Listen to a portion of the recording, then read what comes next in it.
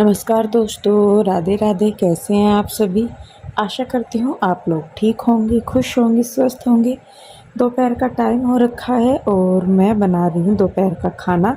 आप सभी जानते ही हैं कि मेरी मौसी जी और मौसा जी आए हुए हैं, तो उनके लिए मैं फ़िलहाल बना रही हूँ दोपहर का खाना। और दोपहर के खाने में मैं बना रही हूँ उड़द की दाल, जो धुली उड़द की दाल होती है वो, और चावल।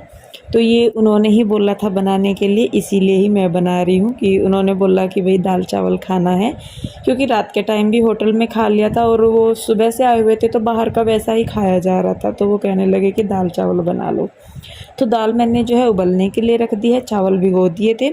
और इधर मैंने जो है चावलों का पानी रखा हुआ है गैस पे, और उधर मैं लगा रही हूँ आटा। तो बस फटाफट से मैं करूँगी अपनी तैयारी खाना बनाने की। जल्दी मैं इसलिए कर रही थी क्योंकि जो मौसी जी और मौसा जी हैं उनको जाना था, तो इसीलिए फिर उन वो हॉस्पिटल से भी आ गए थे। मतलब मौसी नहीं आई थी, मौसा जी आ गए थे। तो लेकिन ये था कि मैं जब तक मौसी जी आती हैं उनके आने से पहले मैं खाना बना लूँ, क्योंकि उनके आने के तुरंत बाद ही खाना खाते ही उनको निकलना था। और अगर मैं थोड़ा सा लेट हो जाती तो फिर उनको ही देर हो जाती, क्योंकि उनको आगे जाना था, शिमला वगैरह साइड में जाना था उनको। तो वहाँ पे उनको लेट हो जाता और वहाँ पे भी कोई उनका वेट कर रहा था। तो मैंने सोचा कि चलिए भाई मैं अपने काम पे लगती हूँ, क्योंकि देखिए काम सारे ही ज़रूरी हैं। तो बस इसीलिए देखिए यहाँ पे मैंने सत्ता वो जो तैयारी है वो कर ली है। यहाँ पे मैं कर रही हूँ छौंक तैयार, और उसके साथ ही इधर जब चावलों का पानी उबल जाएगा तो उसमें मैं डाल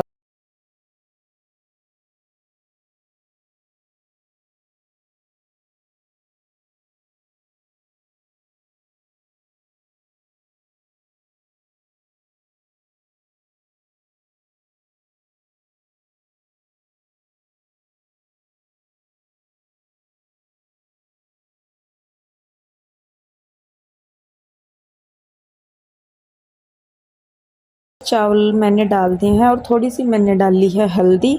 तो मैं ज़्यादातर जो चावल है वो हल्दी डाल के ही बनाती हूँ, और हम लोग जो हैं चावल ज़्यादा नहीं खाते, तो इसीलिए मैं बहुत कम चावल बनाती हूँ, क्योंकि खाते नहीं हैं तो फिर बनाती भी नहीं हूँ।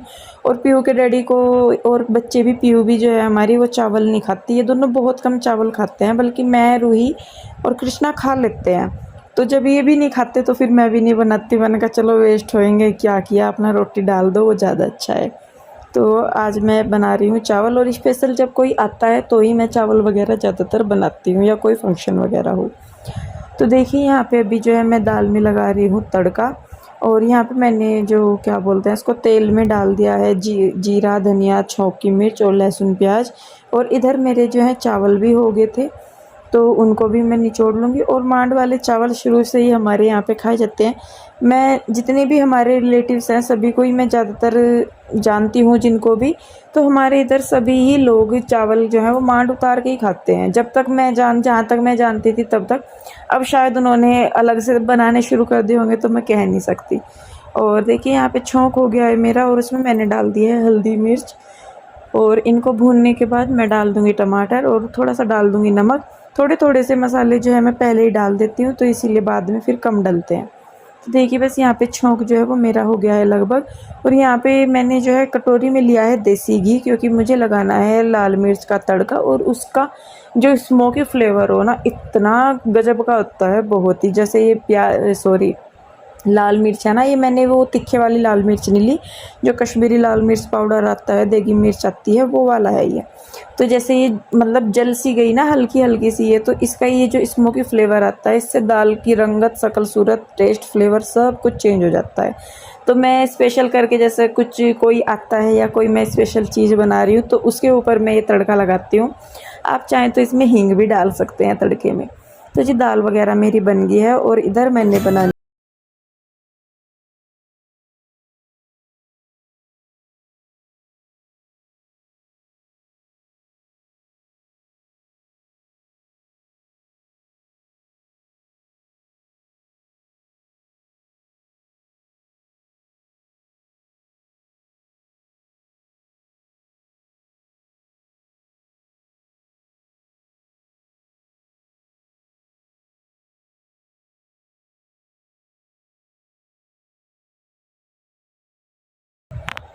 तो देखिए खाना जो है वो हो गया है रेडी और अब मैं यहाँ पे जो है लगा दूँगी खाना।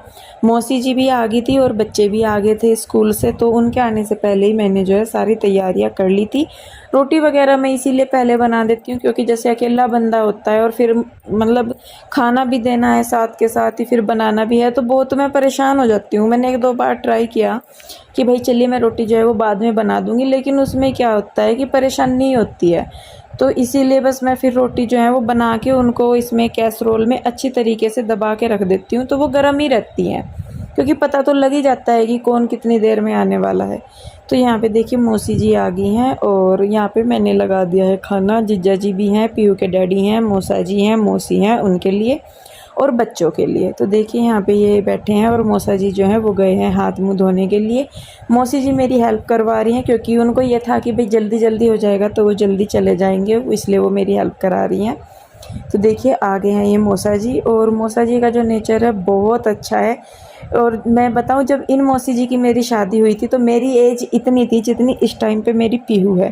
2001 में मौसी जी की शादी हुई थी और मैं उस टाइम पे 9-10 साल की थी। मेरी पीहू 9 साल की है और 1990 यानी कि 1990 का मेरा जन्म है, तो मेरी उम्र वही थी 10-11 साल या 9-10 साल थी। तो मुझे खुद ही लगता है, मैंने कहा बताओ हम कितने छोटे-छोटे से थे और अचानक से मतलब अब हमारे भी बच्चे हो गए हैं। तो टाइम कितनी जल्दी बदल जाता है पता ही नहीं लगता। तो देखिए बस यहाँ पे ये लोग खा रहे हैं खाना और खाना खाने के तुरंत बाद ही मौसी जी हैं जो उन्होंने कर दी है चलने की तैयारी। और वैसे इनको 1 हफ़्ते बाद फिर से आना है क्योंकि मौसी ने जो है टेस्ट कराए हैं, उनकी रिपोर्ट है अगले हफ़्ते बोला उन्होंने आएँगी।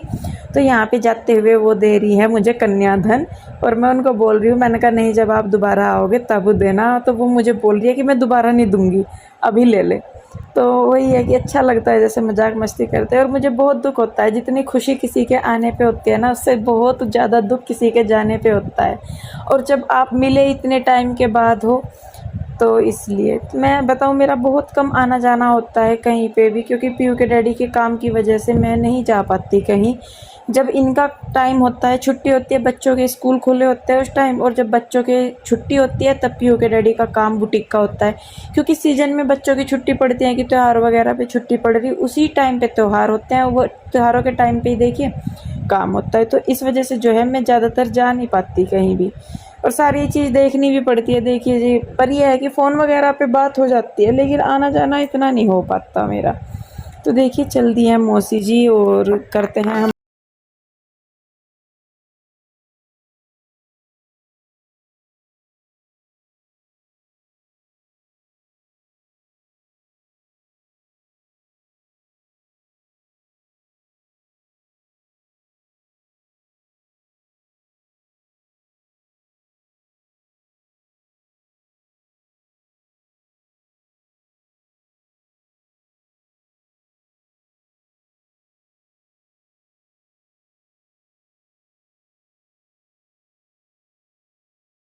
तो चली गई हैं और मैं लगी हूँ अपने काम पे। जैसा कि पता है आपको आंटी नहीं आ रही थी, उनकी तबीयत ख़राब थी, तो मैं जो कपड़े थे वो धो देती हूँ क्योंकि अगर आंटी एक दिन बाद भी आएंगी तो फिर उनको धोने पड़ेंगे। तो मेरा ये था कि चलिए मेरे पास टाइम है, मैं धो देती हूँ तो कपड़े ज़्यादा होंगे, आंटी को भी थोड़ा सा आराम मिल जाएगा अगर वो अगले दिन भी आएंगी तो इसलिए। और कुछ बच्चों की भी ड्रेस थी तो मुझे उसका भी था कि मैंने कहा बच्चों को फिर डाल के जानी है। तो यहाँ पे बस मैं मशीन लगा दूँगी और मशीन लगाने के बाद जो बर्तन वगैरह थे किचन के वो सारे, क्योंकि मैं जो है उन मशीन मतलब मैंने पहले मशीन लगा दी थी, उसके बाद मैं कहा चलिए और जो किचन के काम वगैरह हैं, बर्तन वगैरह हैं, वो मैं कर दूँगी। तो इधर मेरे कपड़े भी धोए जाएँगे और उधर मेरा किचन का काम हो जाएगा। तो देखिए किचन का काम मेरा हो गया है और यहाँ पे अब मैं जो है कपड़ों का काम निपटा दूँगी।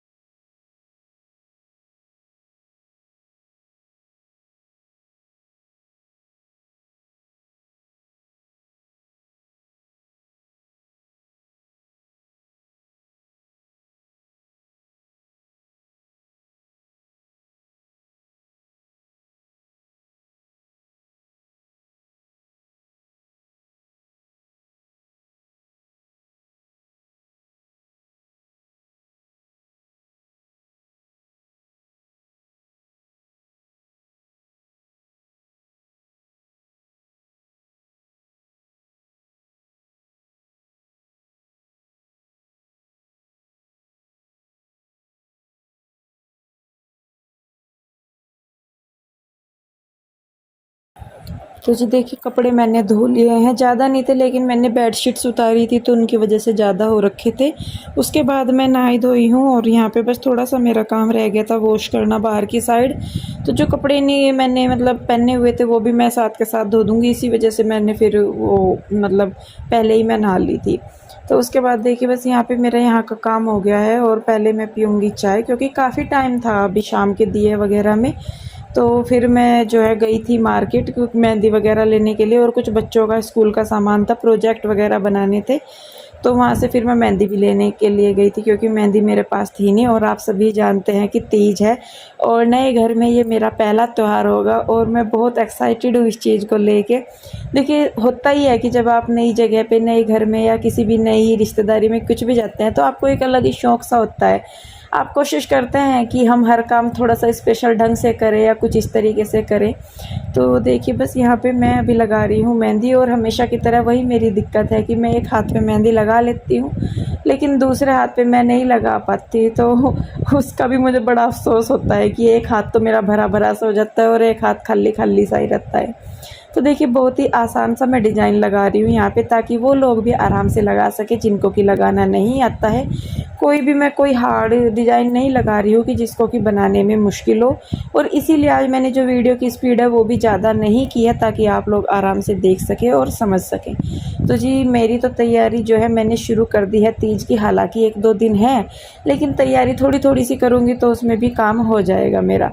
देखिए बस यहाँ पे मैं लगा रही हूँ मेहंदी, और आप लोगों की तीज की तैयारी कैसी चल रही है मुझे कमेंट करके ज़रूर बताइए, और कैसे मैं अपनी भी तीज को भी स्पेशल बना सकती हूँ उसकी भी मैं कोशिश करूँगी, क्योंकि हमारे इधर जो है तीज का व्रत वगैरह नहीं रखते हैं, तो अपना तैयार होते हैं, खाना पीना होता है, झूले वगैरह झूलते हैं, लेकिन यहाँ तो वो भी नहीं हो पाएगा झूले वगैरह का। तो देखते हैं कैसे कैसे होगा, लेकिन जो कर सकते हैं वो ज़रूर करेंगे।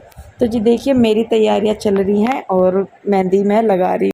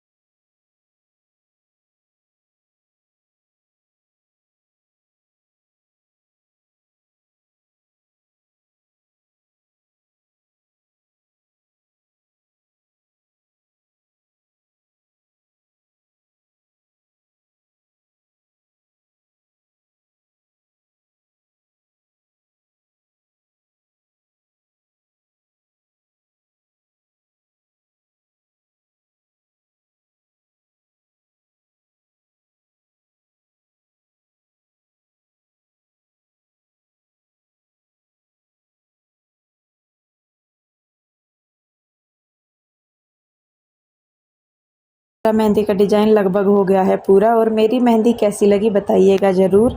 थोड़ी सी सिंपल सी है लेकिन सुंदर लग रही है। एक हाथ पे मैंने लगा ली है मेहंदी और अच्छी लग रही, सिंपल सा डिज़ाइन पर सुंदर लग रहा। तो अभी बैक हैंड पे सिर्फ इसलिए लगाई है क्योंकि गिल्ली हो रही है, इसको सूखने में अभी लगेगा टाइम, तो जब ये सूख जाएगी तो मैं फिर लगाऊंगी रात को यहाँ पे। और दूसरे हाथ का तो मैं देखूंगी अभी कि कैसे करना है कैसे नहीं, क्योंकि एक हाथ पे तो लग जाती है मेरे पे हमेशा, लेकिन जो बैक हैंड है उस पर नहीं लग, मतलब जो लेफ्ट हैंड राइट हैंड है उस पर नहीं लग पाती। देखूंगी कैसे करना कैसे नहीं। इनको बोल भी रही थी मैं कहा देख लो किसी को जो मेरे एक हाथ पे लगा दे, नहीं तो अपने चांद तारे तो कहीं गए ही नहीं, वो करेंगे। तो देखिए डिज़ाइन जो है, और चढ़ने के बाद और अच्छा लगेगा, अगर रंग इसका गाढ़ा चढ़ गया तो बहुत सुंदर डिज़ाइन लगेगा। तो जी आप सभी को एडवांस में तीज की बहुत बहुत शुभकामनाएं, और ये तीज आप सभी के जीवन में ढेरों खुशियाँ लेके आए, तो मैं तो यही दुआ करूँगी। हालांकि अभी 1-2 दिन है तीज में, लेकिन फिर भी मैं कहा चलिए मैं आपको एडवांस में दे देती हूँ बधाइयाँ। बाकी टाइम पे तो जो होता है वो देखा ही जाएगा, जैसा भी होगा जो भी होगा। तो मेरी मेहंदी कैसी लगी बताइएगा ज़रूर, और यहाँ पे भी अगर मैंने डिज़ाइन लगाया तो मैं वो आपके साथ शेयर ज़रूर करूँगी। और अगर आप कोई मेरे आसपास रहते हैं और आपको मेहंदी लगानी आती है तो प्लीज़ मुझे बताइएगा, मेरे एक हाथ पे मेहंदी लगवानी है मुझे। क्योंकि मैं बड़ी परेशान हूँ कि मुझे मेहंदी लगाने के लिए कोई नहीं मिलता और मेरा एक हाथ जो है वो ऐसे ही रह जाता है। तो जी चलिए, बस फिर काम निपट गए हैं मेरे सारे। निपटने का तो ये है कि पूरा दिन भी लगी रहूँगी तब भी नहीं ख़त्म होने के, लेकिन फ़िलहाल के लिए निपट गए हैं। तो जब तक मेहंदी सूखती है तब तक तो मैं कुछ और काम नहीं करूँगी, और उसके बाद देखते हैं फिर क्या करना है, कैसे करना है आगे आगे। तो जी चलिए बस फिर। ओहो भाई, चूड़ी पीछे हो जा। तो मेहंदी कैसी लगी बताइएगा ज़रूर। और मेरे नाखून वाइट वाइट हो गए बिल्कुल, पता नहीं कैसे हो गए, सफ़ेद हो गया बिल्कुल ना नाखून मेरे, पहले तो थे ही कुछ और हो गए।